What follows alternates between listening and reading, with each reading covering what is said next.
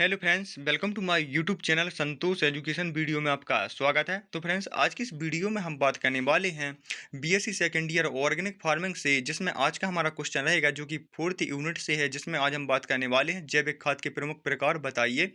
तो फ्रेंड्स, अगर आपने अभी तक मेरे यूट्यूब चैनल को सब्सक्राइब नहीं किया है तो सब्सक्राइब कीजिए, साथ ही बेल आइकन को प्रेस कीजिए, जिससे वीडियो का नोटिफिकेशन आपको सबसे पहले प्राप्त हो सके। और इस वीडियो को आप ज़्यादा से ज़्यादा शेयर करिए, जिससे दूसरे भाइयों बहनों की मदद हो सके। तो चलिए वीडियो को स्टार्ट करते हैं।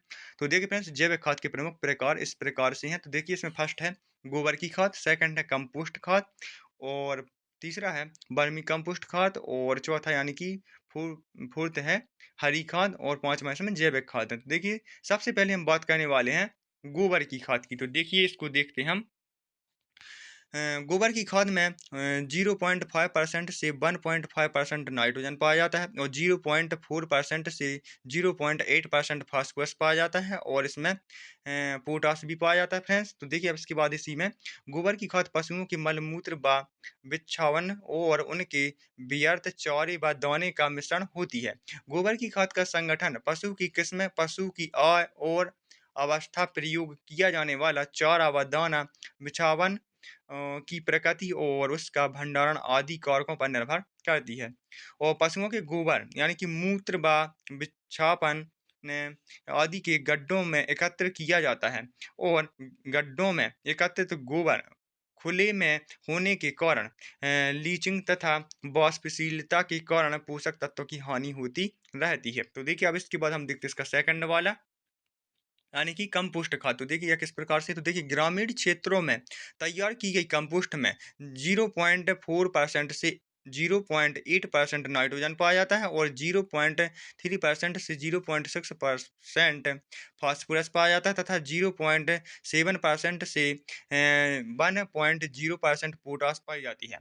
और विभिन्न फसलों के अवशेष, सूखे डंठल, गन्ने की सूखी पत्तियों व फसलों की अन्य अवशेषों को गड्ढों में सड़ाकर बनाई गई खाद कंपोस्ट खाद कहलाती है। और इन अपशिष्ट पदार्थों को गड्ढों में भर दिया जाता है, और गड्ढे को भरने के पश्चात उसको मिट्टी से ढक देते हैं या ढक देते हैं। तो देखिए, खच्चों में भरे, यहाँ पर फ्रेंड्स खच्चों यानी कि गड्ढों में भरे अपशिष्ट पदार्थों के बीच बीच में भी मिट्टी की परतें डाली जाती हैं, और ऐसा करने से गड्ढों में सूक्ष्म जीवाणुओं द्वारा अपघटन की क्रिया तीव्रता से होती रहती है।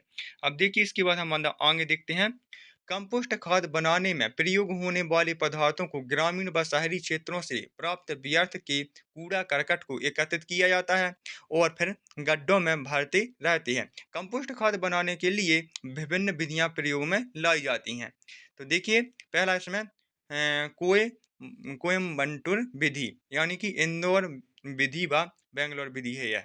अब देखिए, इसके बाद हम इसी में देख रहे हैं तीसरा वाला है वर्मी कंपोस्ट क्या है एवं वर्मी कंपोस्ट बनाने की विधि। तो इसको देख ले। तो देखिए फ्रेंड्स, वर्मी कंपोस्ट में कुल नाइट्रोजन 0.5% से 1.5% उपलब्ध है, और फास्फोरस 0.1% से 0.3% व उपलब्ध सोडियम 0.06% से 0.3% पाया जाता है। वर्मी कंपोस्ट एक ऐसी जैविक खाद है जो केंचुआ के द्वारा बनाई जाती है, और वर्मी कंपोस्ट के मिश्रण में कास्टिंग केंचुए, सूक्ष्म जीवाणु यानी कि माइक्रोस्कोपिक ऑर्गेनिज्म होते हैं फ्रेंड्स। तो देखिए, मल आदि पाए जाते हैं।